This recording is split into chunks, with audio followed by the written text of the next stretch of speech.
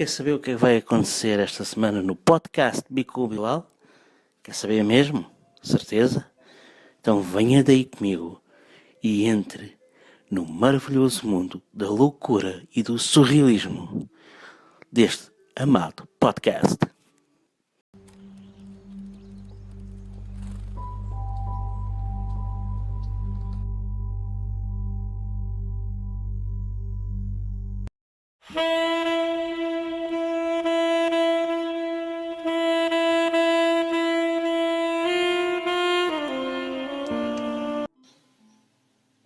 Senhoras e senhores rádio ouvintes, estamos mais uma vez a caminho de sexta-feira.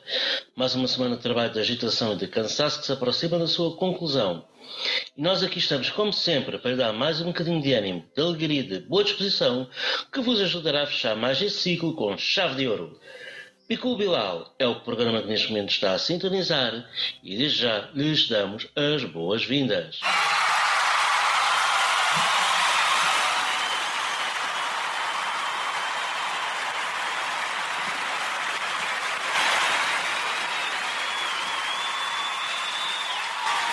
Antes de seguirmos com o programa, inscreva-se no canal, deixe o seu like no vídeo e compartilhe com os seus amigos. Hoje oferecemos um alinhamento cheio de maravilhas selecionadas especialmente para si, por cortesia do nosso querido Bilal. E este é o programa número 147. Eu espero que vocês estejam bem, estejam todos porreiros. Aqui na cidade da Amadora, como sempre, tem estado um péssimo tempo. Umas vezes chove, outras vezes faz sol. Outras vezes está frio, e aliás a maior parte do tempo está frio. Antes que me esqueça, quem viu a imagem que está a aparecer agora, comenta aqui em baixo no vídeo, eu vi. Hashtag eu vi. Ok? Pronto. E espero que tenham gostado do programa da semana passada. Deu um bocado de trabalho. Dei-me esse trabalho. À brava. Mas isso é para outra altura, porque nós agora vamos passar à programação normal do nosso querido amado podcast Bico Bilal. E sem mais demoras, sem mais ronha, vamos passar ao quadro Notícias Grotescas e roda a vinheta aí, faz favor.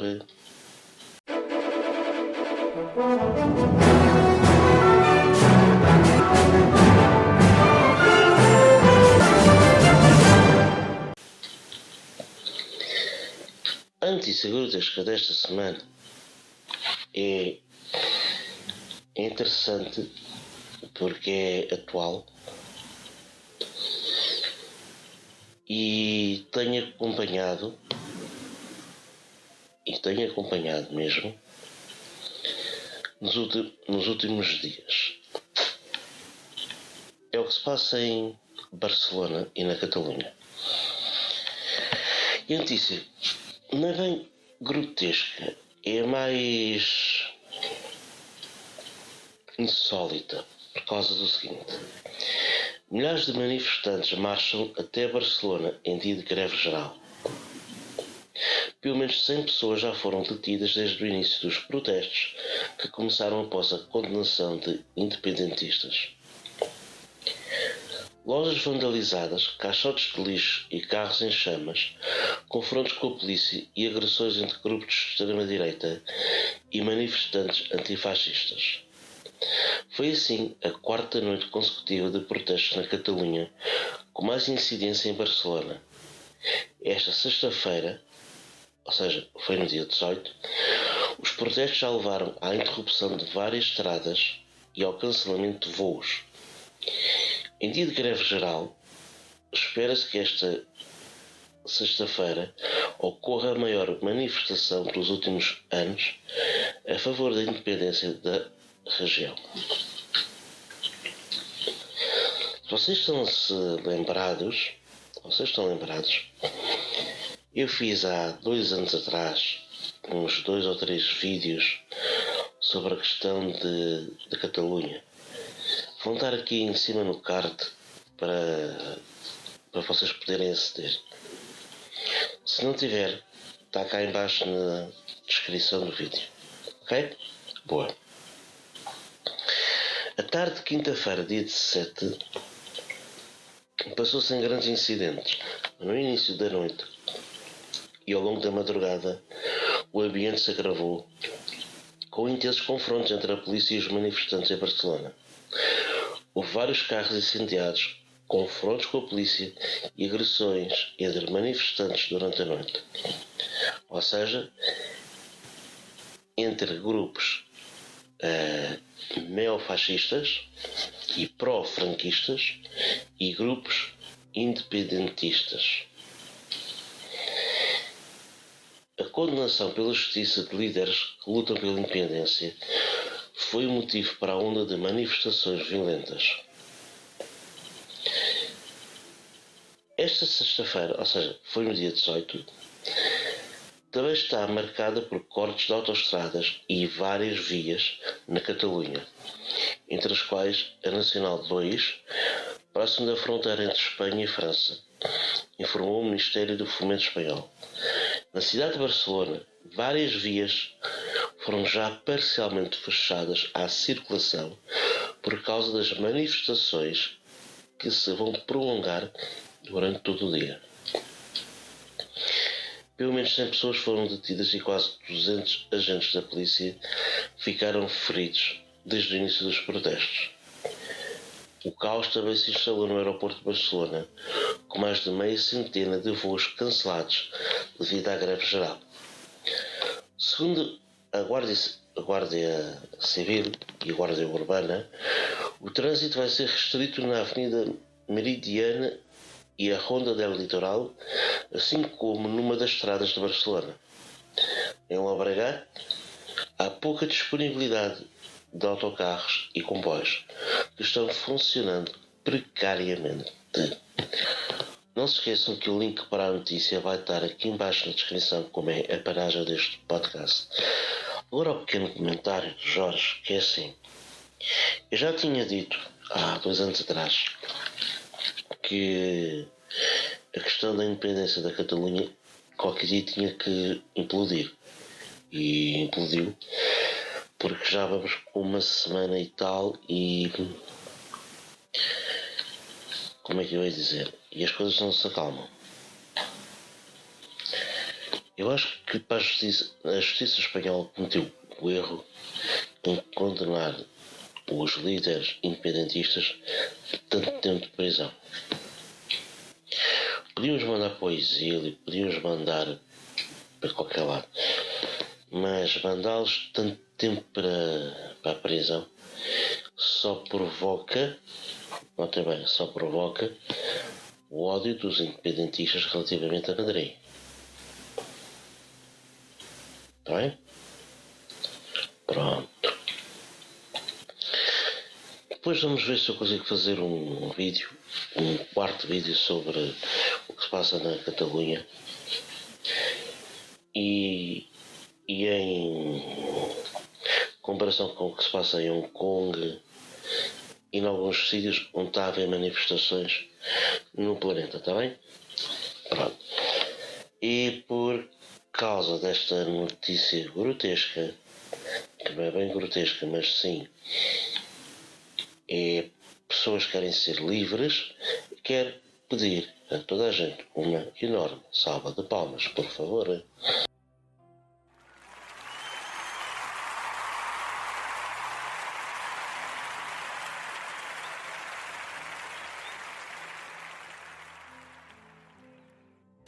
Agora vamos ficar com o quadro Momento Zero, que é a antiga dia. Para quem chegou, este quadro Momento Zero antigamente chamava-se Frase do Dia. O Momento Zero desta semana diz assim: pequenas coisas tornam-se grandes quando feitas com amor. Seja um incentivador, o mundo já tem críticos demais. Seja humilde para admitir os seus erros. Isto é bonito. Seja humilde para admitir os seus erros, inteligente para aprender com eles e maduro para corrigi-los. Interessante. Então vamos lá ver aqui. Pequenas coisas tornam-se grandes quando feitas com amor. Sim. Porque mais vale a pena comer arroz com feijão todos os dias, mas feito com carinho, do que comer uma comida cara, diferente, em cada dia e mal feita. E feita à bruta. Eu preferia comer arroz com feijão todos os dias, mas feito com carinho e com amor. Ser um incentivador, muitos já têm críticos demais. Incentivar é complicado no meio de tanto crítico. Incentivar vocês a ouvir este podcast, por exemplo, é complicado porque há muitos críticos a dizer para não ouvir.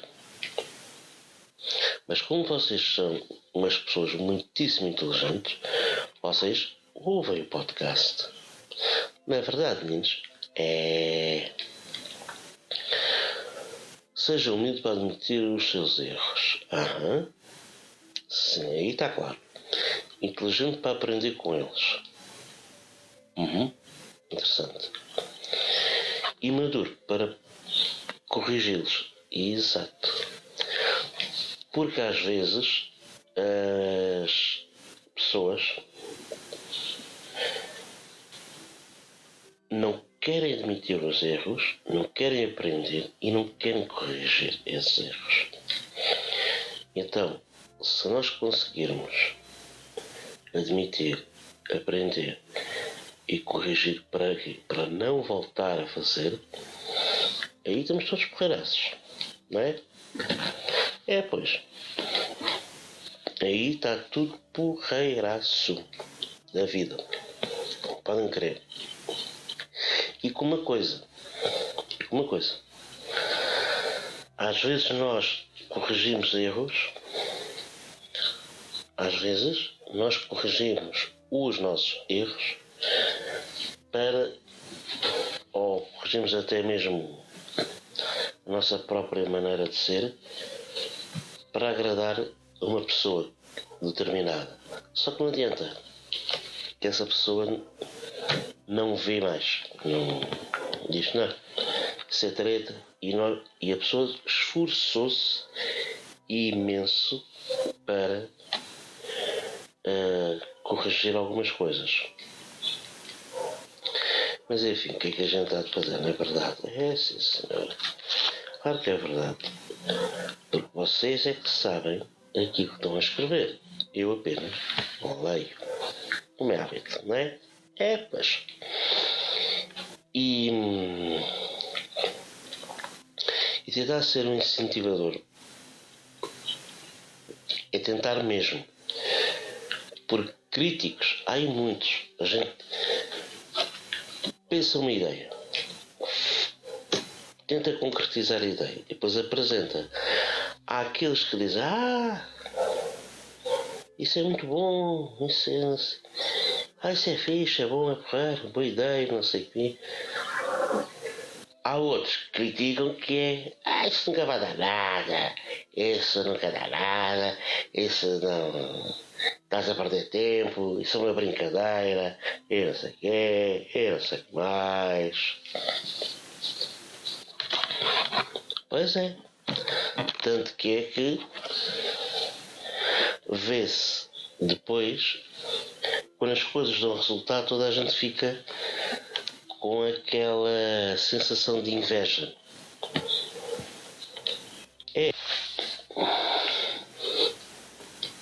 Não é só aqui no YouTube, é em todo lado.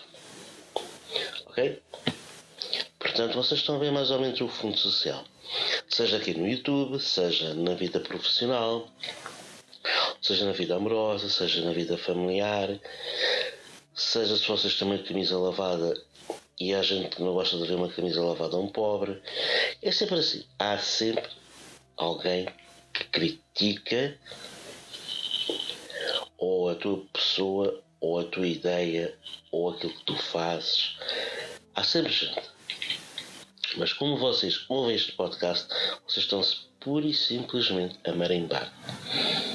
E é assim que eu quero. Tá? Qualquer coisa vocês só dizem: não tens nada a ver com isso.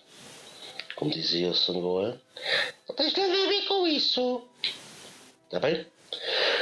E por causa do momento zen desta semana, eu quero pedir a toda a gente uma enorme salva de palmas, por favor.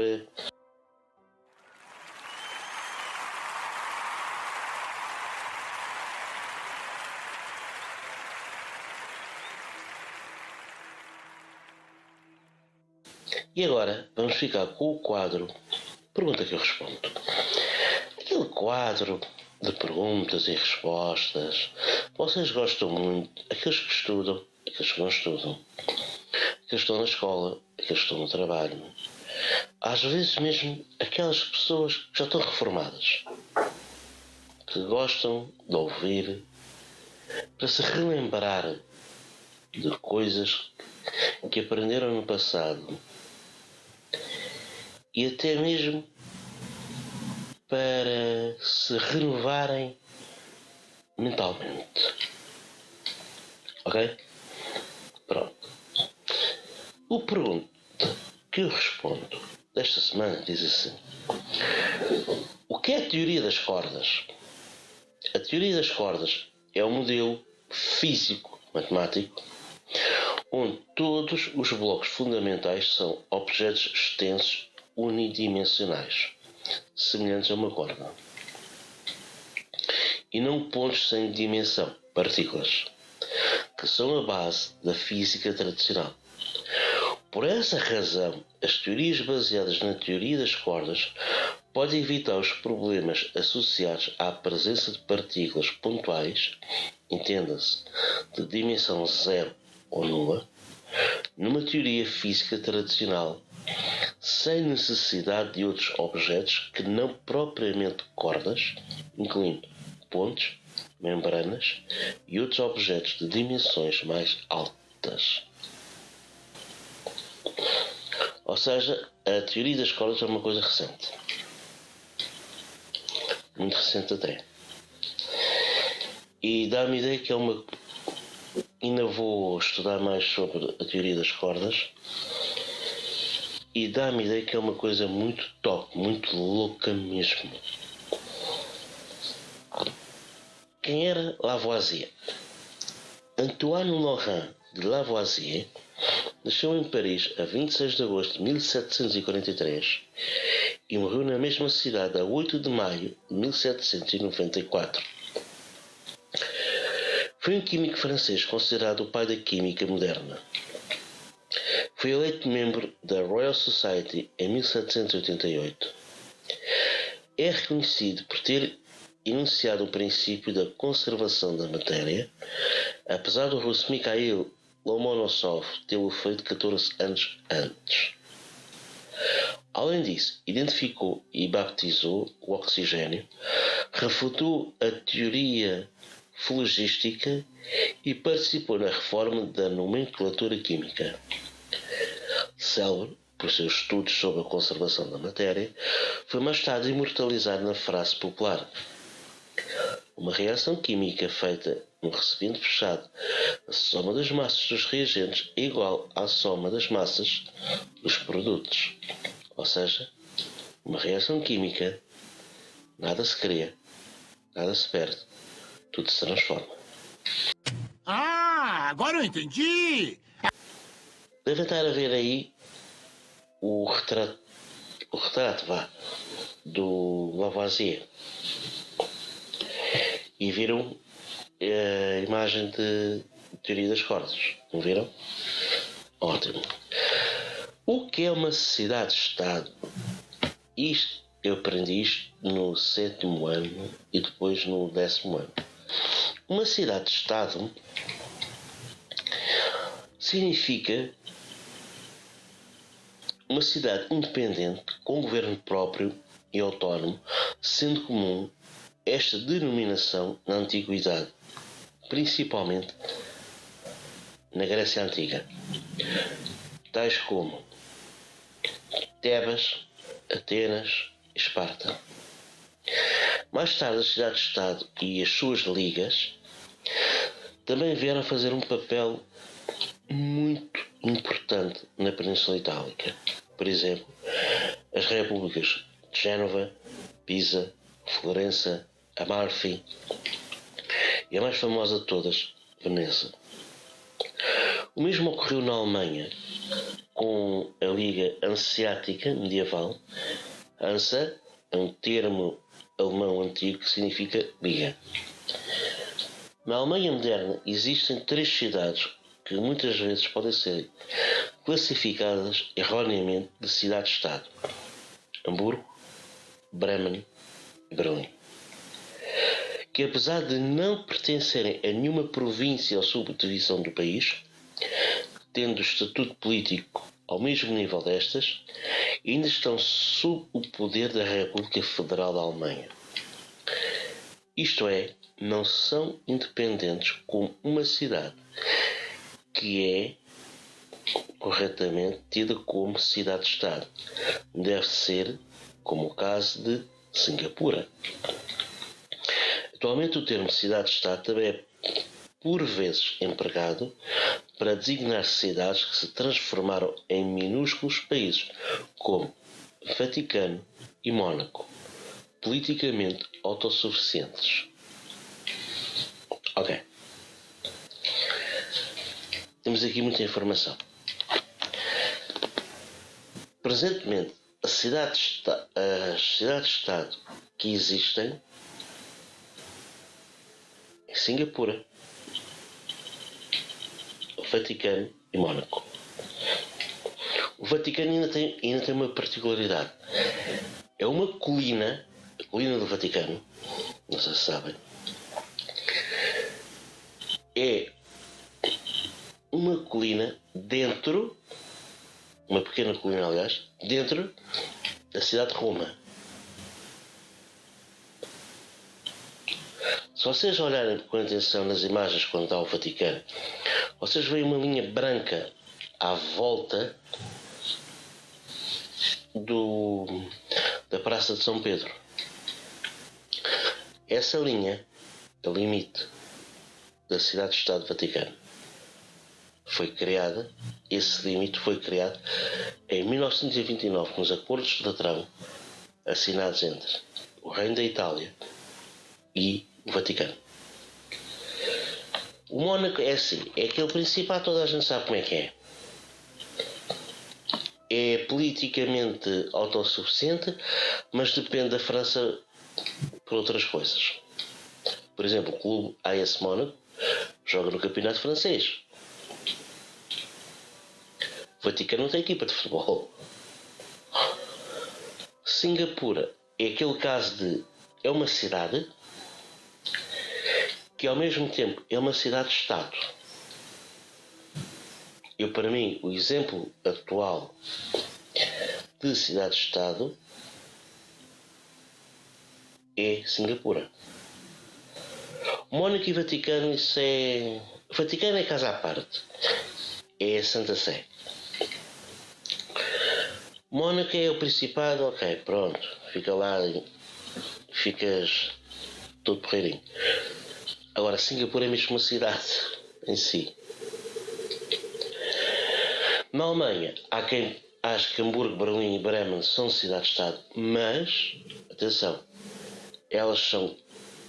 Berlim, além de capital federal, além de capital de toda a Alemanha, é capital também da região de Berlim, do estado onde é Berlim, assim como Bremen e Hamburgo. Na Idade Média, Génova, Pisa, Florença, Amalfi e Veneza eram as principais cidades-estado dentro da Península Itálica. Génova, Pisa, Florença e Veneza eram muito poderosas. Génova e Veneza tinham marinhas muito importantes no Mediterrâneo. Na Grécia Antiga, Atenas, Esparta e Tebas, Corinto também, eram cidades-estado muito fortes, muito poderosas. E a cidade-estado vocês devem estar a ver aí a imagem. A cidade-estado nasce na Grécia Antiga. Aliás, na Grécia Antiga uma pinóia. Nasce na Suméria. Em Ur. A primeira cidade-estado a existir no mundo foi Ur. Só para ficarem a saber. Está bem? Pronto. Se vocês ouvirem um barulho de fundo, a vizinhança a tentar dar cabo aqui do podcast, como é hábito, é coisas que são sempre a mesma coisa. Sempre. E não adianta estar a dizer nada, porque não interessa. E por causa do nosso pergunta que eu respondo, que esta semana foi muito louco, eu quero pedir a toda a gente uma enorme salva de palmas, por favor.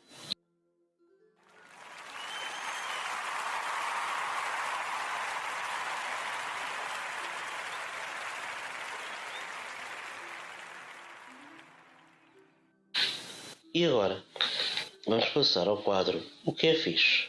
O que é chips? O que é fixe? O que é chips? Para quem está a chegar agora, é aquele quadro que a gente diz o que é porreiro e o que não é porreiro. Fixe é o quadro de piadas tornadas, chips é o Hermano José. E porque aliás, esse como é que eu ia dizer? A maior parte das vezes ele some do mapa, portanto já não tem aquela pujança que era antigamente, enfim. E as piadas dele atualmente tornaram-se obsoletas. Mas fixe é o quadro de piadas tornadas, isso é. São piadas tão secas que vocês riem-se mesmo sem saber porquê. Fixe é a frase do dia, chips é os programas de autoajuda. Isso é verdade. Aqueles programas de autoajuda que programas e livros que agora chama-se de coaching. Você é capaz. Siga os seus sonhos, não pare nunca e você será capaz de atingir as suas metas. Mas diz lá como. Dar assim uma ideia geral é o que os todos fazem. Agora dizer como é que é o complicado. Vocês dizer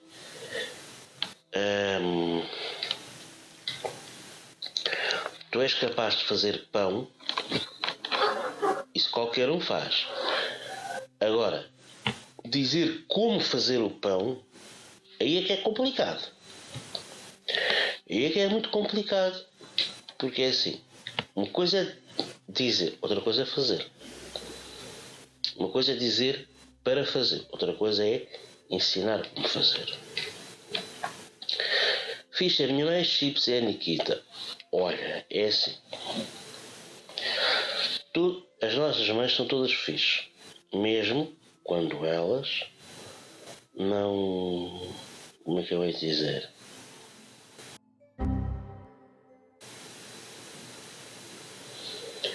Mesmo quando elas não nada.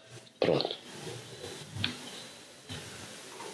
Mesmo quando elas já não podem andar mais e afins. Mas, para nós, as nossas mães são sempre fixes. Isso é garantido.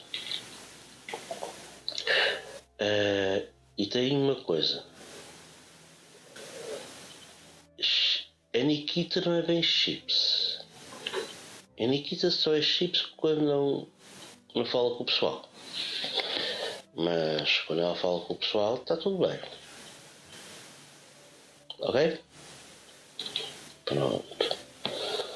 E espero que não seja a Nikita da Ratatouille. Que seja outra Nikita. Está bem? Pronto. E por causa do que é fixe, o que é chips, desta semana, quero pedir a toda a gente uma enorme salva de palmas, por favor.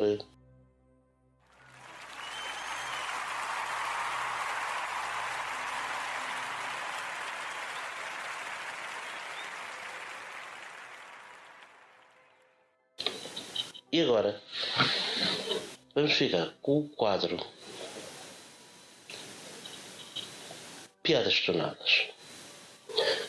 Aquele quadro de piadas tão secas, vocês riem-se sem saber porquê. E o Piadas Tornadas desta semana diz assim: um advogado casou com uma mulher que havia sido casada 8 vezes. Noite de núpcias no quarto do hotel, a noiva disse: por favor, meu bem, seja gentil. Ainda sou a virgem. Perplexo, sabendo que ela havia sido casada 8 vezes, o noivo pediu para ela se explicasse. Ela respondeu: o meu primeiro marido era psicólogo. Eu só queria conversa sobre sexo. O meu segundo marido era ginecologista. Ele só queria examinar o local. O meu terceiro marido era colecionador de selos. Ele só queria lamber. O meu quarto marido era gerente de vendas. Ele dizia que sabia que tinha o produto, mas não sabia como utilizá-lo. O meu quinto marido era engenheiro. Ele dizia que compreendia o procedimento básico, mas que precisava de 3 anos para pesquisar, implementar e criar um método de utilização. O meu sexto marido era funcionário público. Ele dizia que compreendia perfeitamente como era, mas que não tinha certeza se era da competência dele.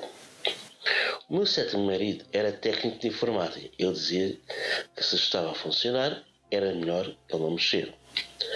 O meu oitavo marido era analista de suporte.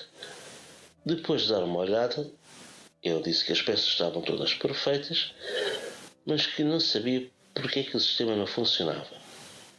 Por isso agora me ter casado com um advogado. Mas porquê eu? Disse o advogado. Porque tenho certeza que você vai me...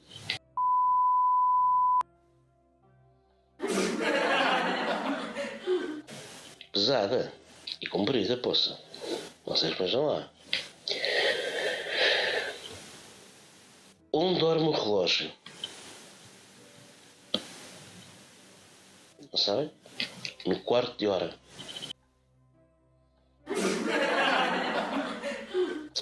Qual é a diferença entre uma mulher e um leão? A mulher usa batom e o leão ruge. Ruge.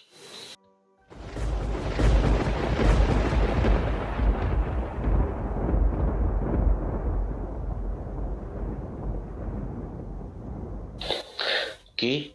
Está na hora dela? Está na hora da nossa querida amada novela intitulada Ratatouille? Está sim, senhor, está na hora dela. Esta novela está louca, está fantástica. Está uma maravilha. Ainda que me caneco. Isto está grande. 147º capítulo da novela mais louca, mais chanfrada de sempre, intitulada Ratatouille. 17º da 6ª temporada. Lembra-se que estamos perto de acabar a 6ª temporada. Oh, maestro, põe a música enquanto eu vejo isto aqui. Tá bom. Tá, obrigado. 147º capítulo da novela, intitulada Ratatouille. Não se esqueçam. Saeva fecha o diário e olha para fora, para a piscina do palácio. Dos seus belíssimos olhos cor de esmeralda escorrem lágrimas que prontamente seca o seu lenço de linho branco. Fecha os olhos e no segundo a seguir abre-os. Volta a sua atenção para a sua secretária e começa a escrever. No meio da página, ainda virgem, escreve Operação Fênix. Mas o que se tratava a Operação Fênix?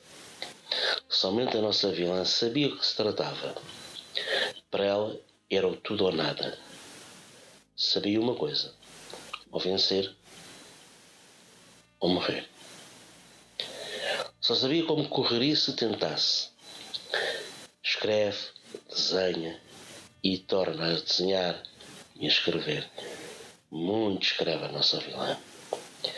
Vai ficar o dia todo, mas mesmo todo, dentro do seu gabinete. Não almoça, nem bebe o seu chá das 5 horas. Dentro da sua cabeça, planos, ideias, imagens, números, enfim, uma multitude de informações circula dentro da sua mente. Nisto houve um carro a chegar. Olha pela janela. Era o seu amado que tinha chegado a casa. Saeva então olha para o relógio e apercebe-se que o tempo tinha voado. Temos fugido, pensa ela. Então batem à porta, dá permissão de entrar e era o seu amado. Ela sorri, abraça e beija. Quando o marido pergunta como correu o dia, ela diz que esteve a tratar de papelada. Descem, vão jantar e depois retiram-se para os aposentos. Entra a publicidade. Está a gostar da nossa programação? Está ótimo. Agora vai fazer o seguinte. Vai fazer pausa no programa. Vai aonde está a dizer inscrever-se, clica nesse botão vermelho e depois clica no sininho que está ao lado. Depois deixa o like. Eu espero, está bem? Eu estou à espera, vá.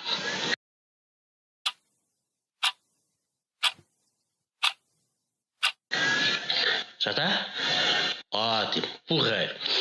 Agora vamos voltar à nossa programação e ao podcast mais louco, mais amado do universo. O podcast Bico Bilal. Pode voltar a dar play. De volta à novela, na Ratatouille. O dia corre bem, calmo e tranquilo. Os nossos amigos passaram o dia a fazer exercícios e a planificar saídas para qualquer situação de imprevisto que possa ocorrer, tanto dentro da nave como fora da nave. Aliás, a maior preocupação dos nossos amiguinhos era o facto de ainda não ter havido nada da parte da vilã desconhecida.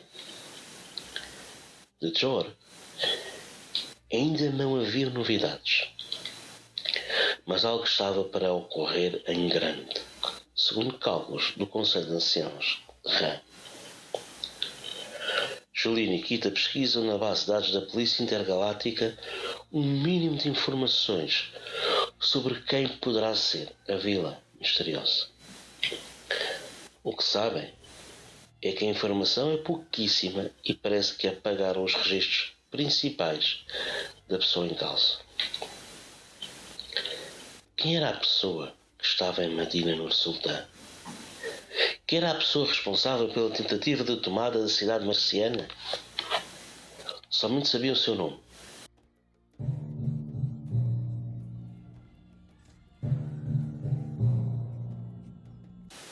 Saeva. Jorge está a verificar o estado do armamento das naves de cada um. José encontra-se aos comandos da Ratatouille e sobe até aos 50 mil metros, até mesmo para evitar problemas com a aviação civil. Rita encontra-se a treinar Blondie na sala de estar da nave. Os nossos amiguinhos nem sonham que estiveram inúmeras vezes ao lado da vilã. Nem sonham que Bonnie é Saeva, a tão procurada vilã em todo o universo. De repente, chega a Ratatouille uma mensagem da Polícia Intergaláctica. Tinham registros de haver problemas numa série de planetas e parecia que o rastro ia dar ao planeta Terra. A vilã, segundo o comandante da Polícia Intergaláctica, deveria estar no planeta Terra.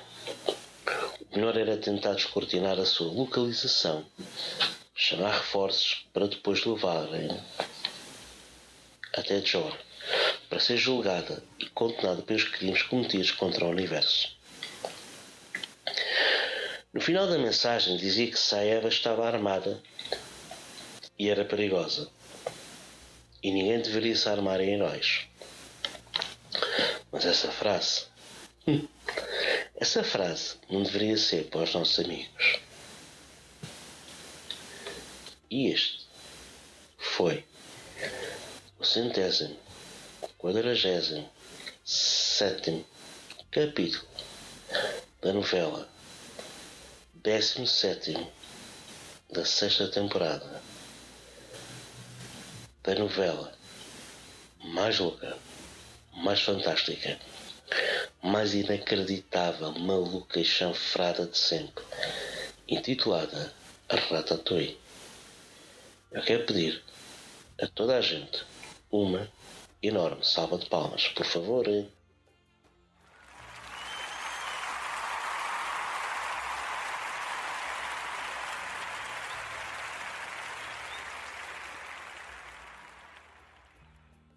E...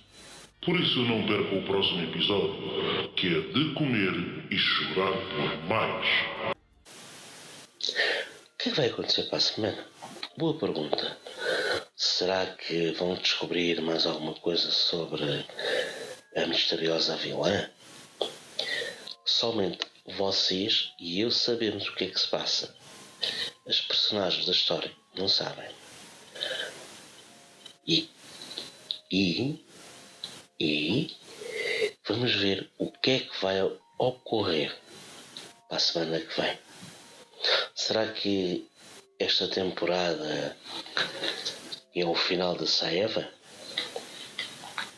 Será que sim? Será que não? Como diz o outro, não perca as cenas do próximo episódio, porque nós também não. E quero pedir mais uma vez a toda a gente uma enorme salva de palmas e para quem não viu a imagem no início do vídeo, encontra-se aqui a imagem que eu estava a falar.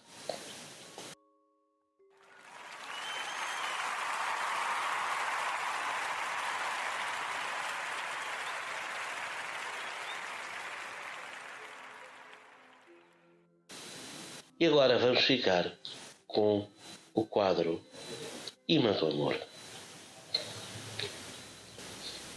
O Imã do Amor desta semana é muito curioso. Ok. Hoje temos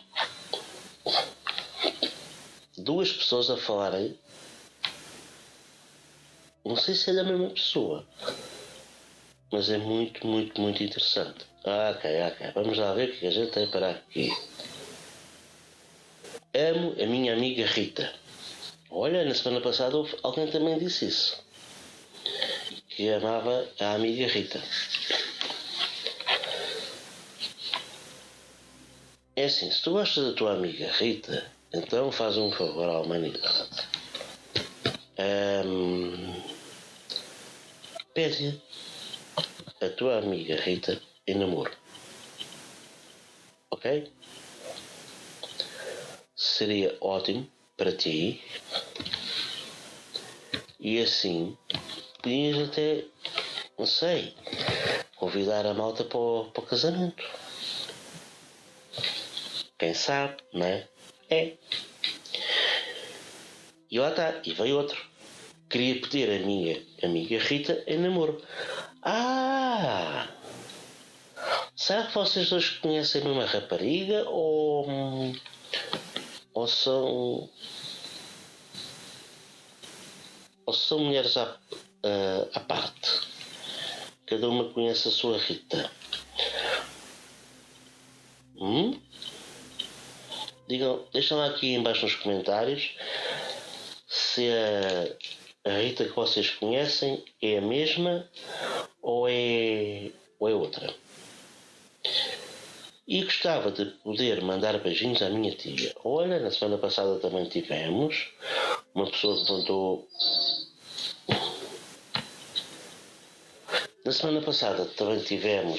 que mandou... beijinhos à tia. Isto Isto ia ser quase o Dia Internacional das Tias, não? Ou a Semana das Tias, Mês das Tias. Isto ia ser, para aí aqui, o Mês das Tias, não? É capaz. Não sei.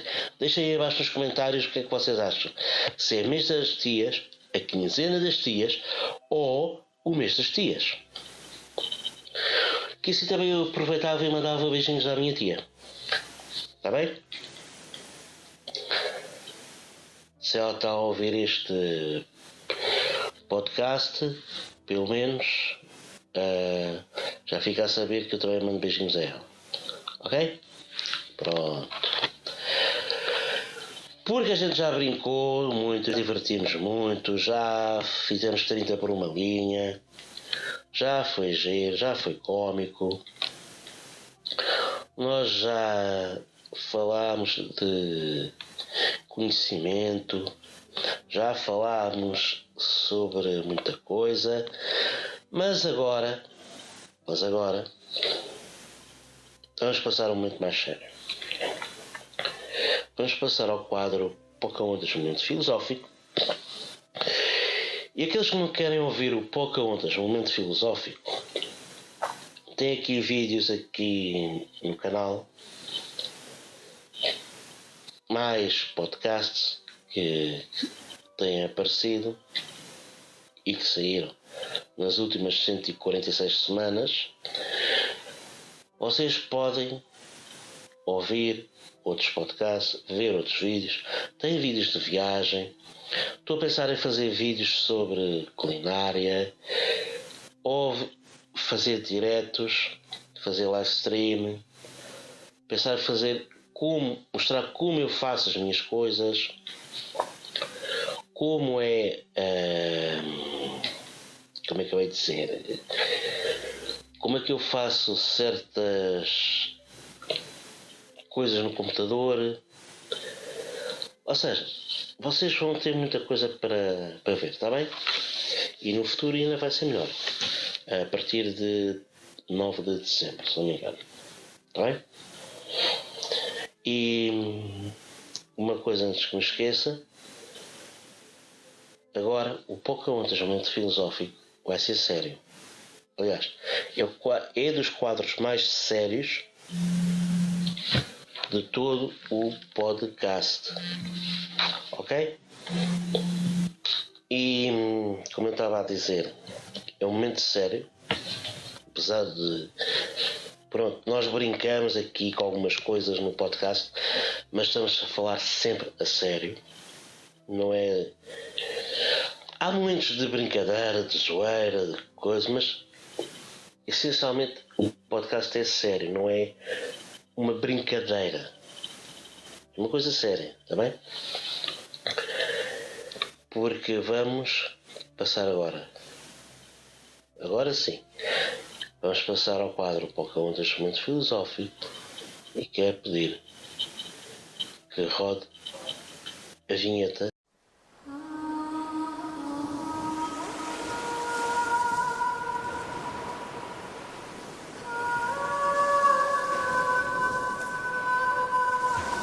E com o neomarxismo, parece assim uma coisa muito estranha. Mas vocês vão ver que não é nada estranho. Pelo contrário. Numa carta dirigida ao irmão Paulo, em 1845, Bakunin declara: atenção, Paulo é a tradução em português de Pavel. Está bem? Pronto. Numa carta dirigida ao irmão Paulo, em 1845, Bakunin declara: amar é querer a liberdade, a completa independência do outro. O primeiro ato do verdadeiro amor é a emancipação completa do objeto que se ama. Não se pode amar verdadeiramente a não ser alguém perfeitamente livre, independente, não só a todos os demais, mas também e sobretudo àquele de quem é amado e a quem ama. Para o anarquismo, o casamento, a relação homem-mulher e a família devem ser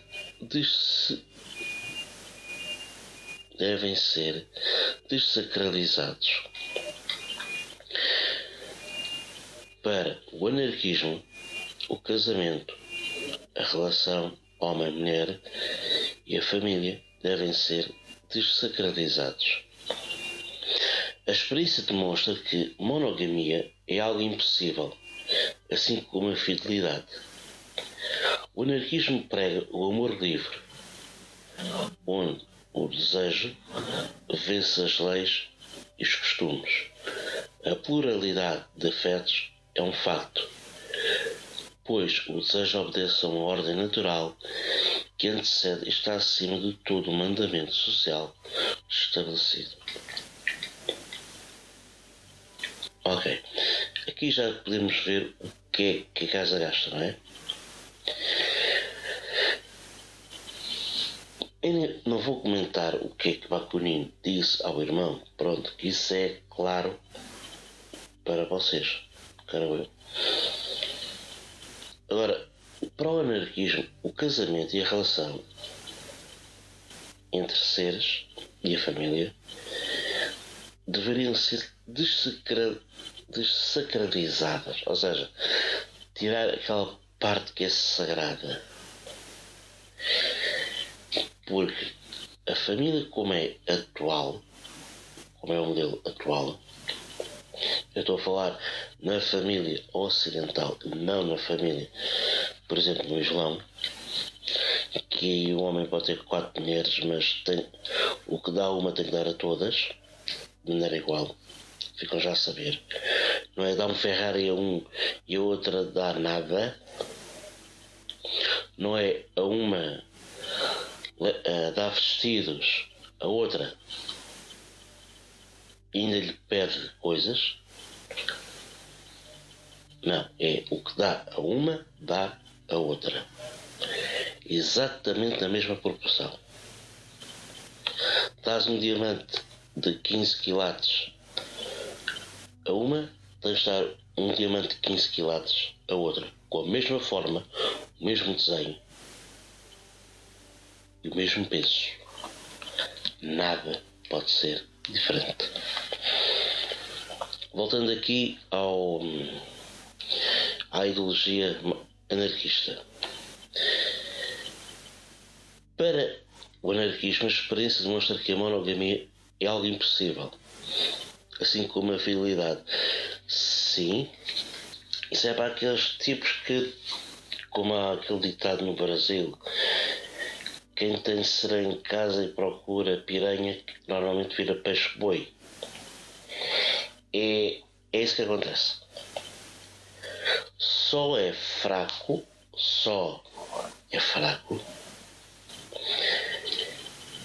quem não é capaz de respeitar aquilo que tem em casa. Ok? O anarquismo prega o amor livre, onde o desejo vence as leis e os costumes. É aquela de... como é que se dizia? Espera aí um bocadinho, deixa cá ver como é que é. Espera aí. É tipo suruba, mas depois ninguém sabe quem é quem. No escuro, aquilo ninguém sabe quem é quem, dando-se o universo. É tipo um bocadinho disso. Onde o desejo vence as leis e os costumes. A pluralidade de afetos é um facto, pois o desejo obedece a uma ordem natural que antecede e está acima de todo o mandamento social estabelecido. É por isso que o ser humano é ser humano. É por isso que o ser humano é ser humano.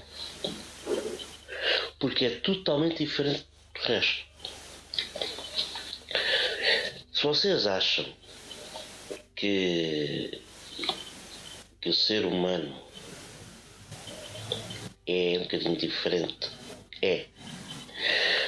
Porque o leão, quando arranja uma fêmea nova, uma outra fêmea, mata-lhe os filhos. Mata, literalmente. O golfinho, o oceano é grande, dane-se. Os elefantes são talvez o grupo dos grupos mais gregários, juntamente com os cavalos e o ser humano. O curioso, não sei se se lembram do início da temporada que eu disse-vos, que a história de sociedades gregárias parece ser um apanágio dos mamíferos.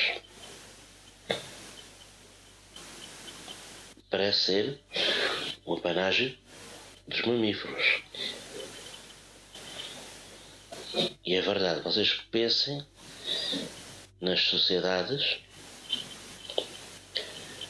humanas e pensem nos grupos de certos animais mamíferos. Pensem, por exemplo, nos cavalos, que andam sempre em bandos grandes, pelo menos essa é a ideia. As manadas de elefantes, em que a matriarca governa dentro do grupo, depois nasce a criança, depois é só tudo é tia, é impressionante. Tens depois o quê? O ser humano. E o ser humano é o ser mais complexo à face da Terra. O ser humano é aquela criatura que é tão complexa, mas tão complexa, que é por isso que existe a antropologia. E é por isso que existe a antropologia, para estudar o ser humano nas suas várias vertentes. Porque não basta estudar o ser humano numa só vertente. Uma vai implicar as outras todas. Uma vai implicar as outras todas. E é isso que é curioso no ser humano. E depois o ser humano, e aqui a ideologia anarquista diz: a experiência demonstra que a monogamia é algo impossível. É na sociedade ocidental. Ponto final. E já vos disse há bocado, no Islão, apesar de ser haver monogamia, vai no Corão, mas há a hipótese de haver poligamia. O homem ter várias mulheres. Neste caso, o homem pode ter até 4 mulheres. Mas não. Se vocês ouvirem algum barulho de fundo, já sabem, é a vizinhança. Outra vez.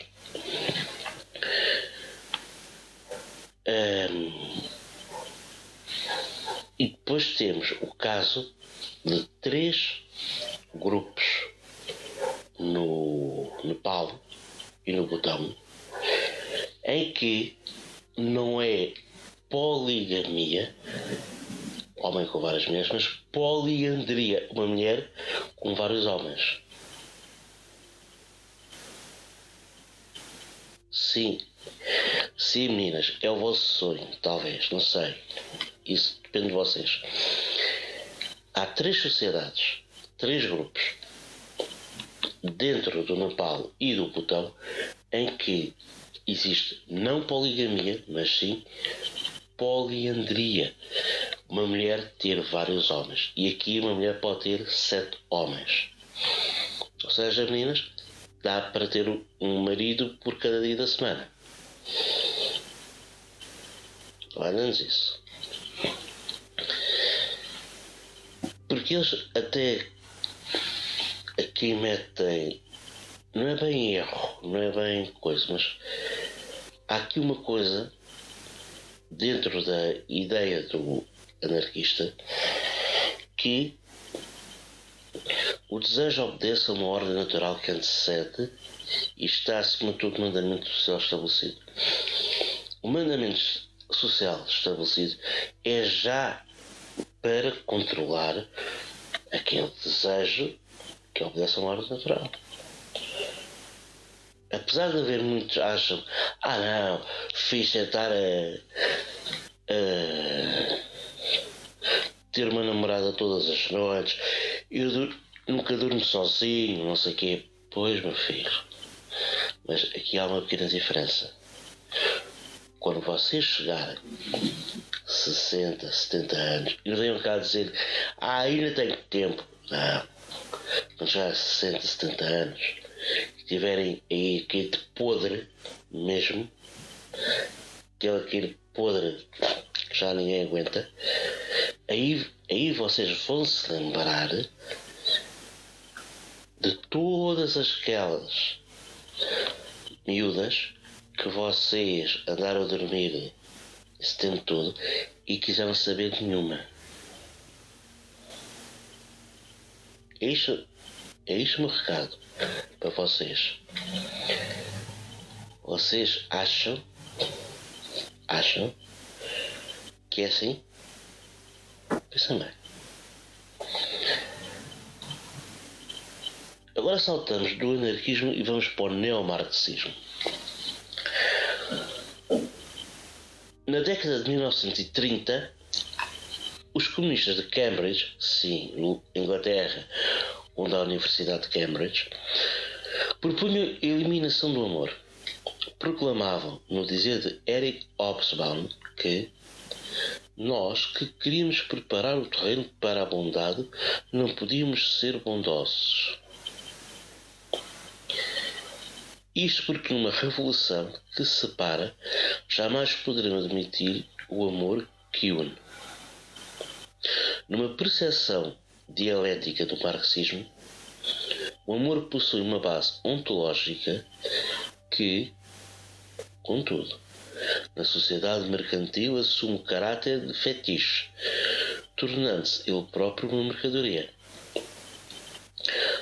Raoul Vaneigem, um dos principais pensadores da Internacional Situacionista do final da década de 1960, disse que aqueles que falam de revolução e luta de classes sem se referirem à vida cotidiana, sem compreenderem o que há de subversivo no amor e na recusa das coações, esses têm na boca um cadáver.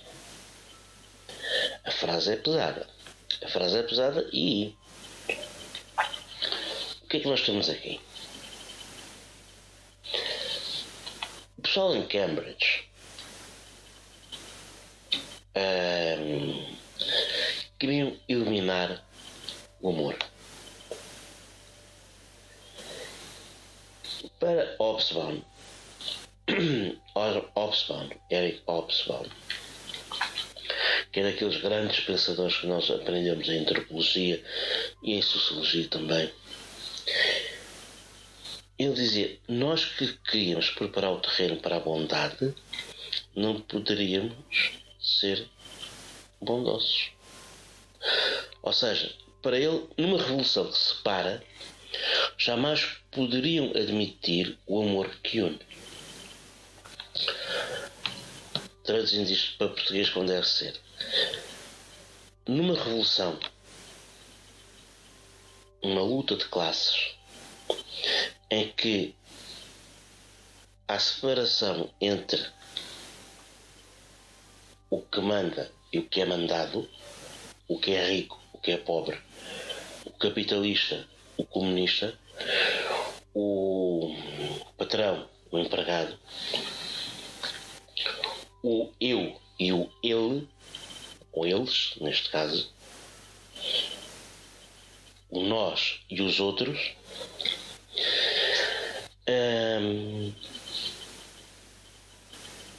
numa revolução que se separa, não poderiam admitir o amor que une as pessoas.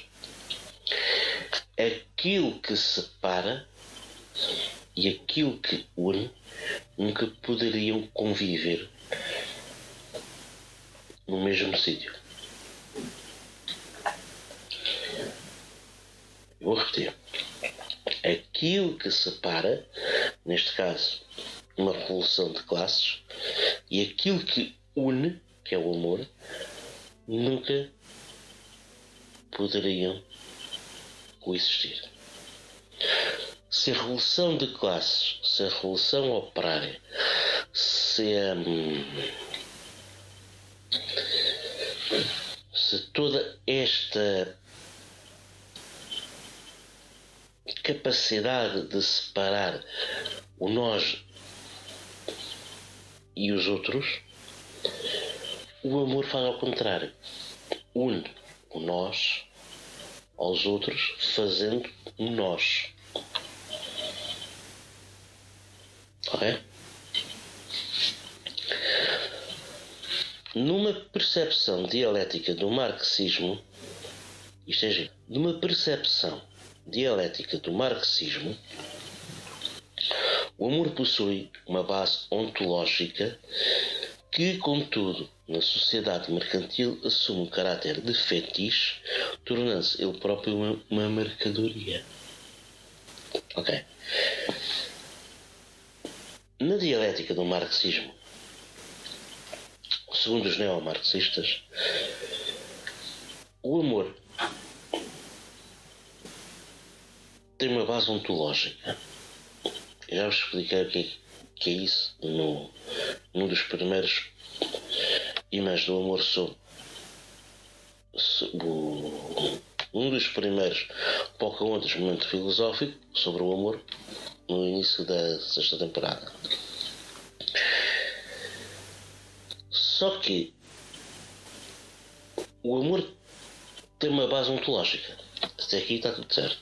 Só que na sociedade mercantil acontece duas coisas. Ele assume um caráter de fetiche, ou seja, fetiche é uma palavra portuguesa, é uma palavra bem portuguesa e não francesa, como há muita gente que pensa. A palavra fetiche é portuguesa e quer dizer feitiço. Está bem? E torna-se nele próprio uma mercadoria. Ou seja, na percepção dialética do marxismo, o amor na sociedade mercantil assume o caráter de fetiche, de feitiço, que tornando-se nele próprio uma mercadoria. Ou seja, estamos a falar das mulheres prostitutas e dos prostitutos, também existem, que vendem o corpo, tanto uns como outros, para dar amor, para dar ao outro aquilo que ele não consegue obter, que é amor. Mesmo que seja ilusório, mesmo que não seja verdadeiro. Mesmo que não seja verdadeiro. Isso é que é. Está bem? Boa.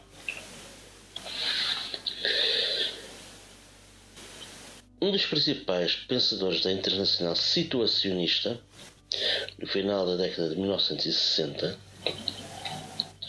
diz que aquilo que fala de revolução e luta de classes, sem referir à vida cotidiana, sem compreender o que há de subversivo no amor e na recusa das coações, essa pessoa tem na boca um cadáver.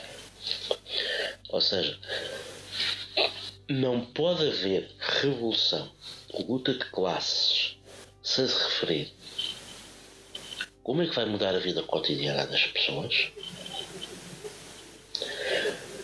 sem compreenderem o que há de subversivo no amor. Ou seja, classes, pessoas, pessoas de classes diferentes, de origens diferentes, poderem se amar, e isso numa revolução de classes, numa revolução, como é que é dizer? Uma revolução que tende a destruir a ideia de classe social separadora entre pessoas, havendo amor, não percebem que esse amor e o que há de subversivo no amor. Parece assim um bocadinho aquele pessoal que fala em revolução e luta de classes, não sem se referirem como é que a vida cotidiana da pessoa vai mudar. Não se referem à vida cotidiana da pessoa. Não compreendem o que há de subversivo no amor. É que no meio, às vezes, de a maior balbúrdia, nasce o amor.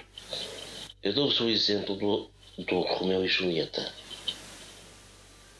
Vocês, como sabem, quem me conhece sabe que eu farto-me de ler. Eu leio muito. E um dos exemplos mais fáceis de usar é a história do amor entre Romeu e Julieta, Shakespeare. O amor entre dois jovens de duas famílias que andavam em guerra, uma com a outra, nasce o amor. E a morte desses jovens vai fazer com que as duas famílias se aproximem e haja concórdia e paz novamente na cidade. E entre elas. Porque essa luta, essa guerra entre as duas famílias, do Romeu e Julieta, vai terminar com a morte de Romeu e da Julieta.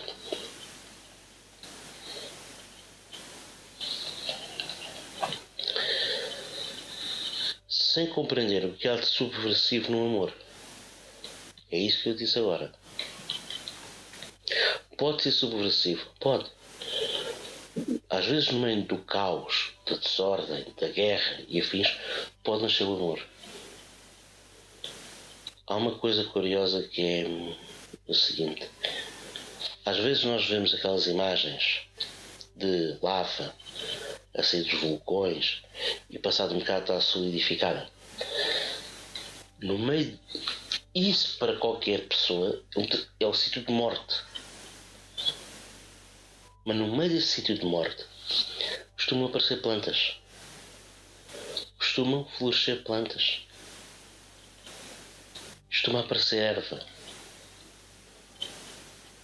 No meio daquela confusão, no meio daquele caos, no meio daquele inferno, nasce um ser vivo.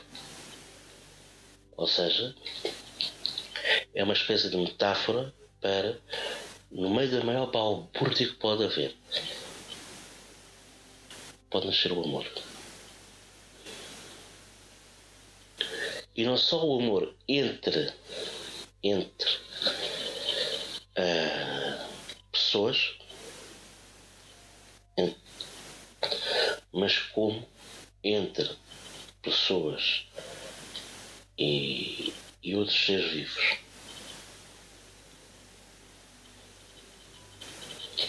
Não só o amor entre pessoas, mas também entre pessoas e outros seres vivos.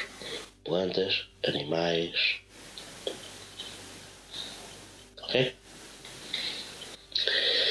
E este foi o quadro Pocahontas Momento Filosófico, tema amor, subtema ideologias políticas, e falámos do anarquismo e do neomarxismo. Eu espero que vocês tenham gostado.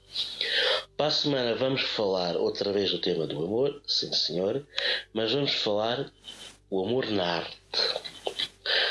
vamos falar essencialmente sobre literatura. O humor na literatura e,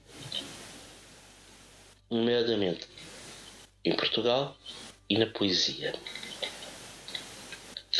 A ver se existe aqui mais um... Não.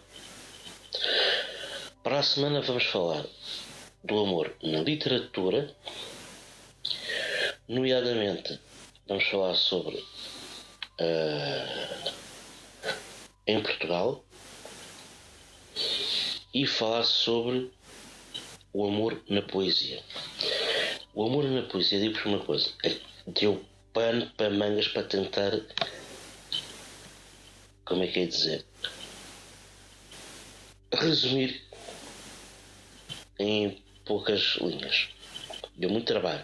Portanto, já estou-vos a dizer, deixem o vosso like, inscrevam-se no canal, deixem abaixo aqui nos comentários a palavra amor e assim eu sei que vocês chegaram até aqui, está bem? Pronto. Este foi o quadro Pocahontas muito filosófico.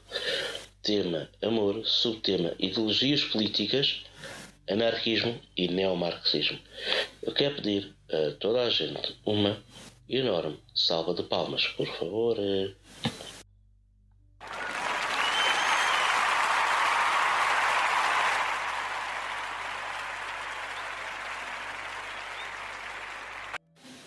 E agora é hora da despedida.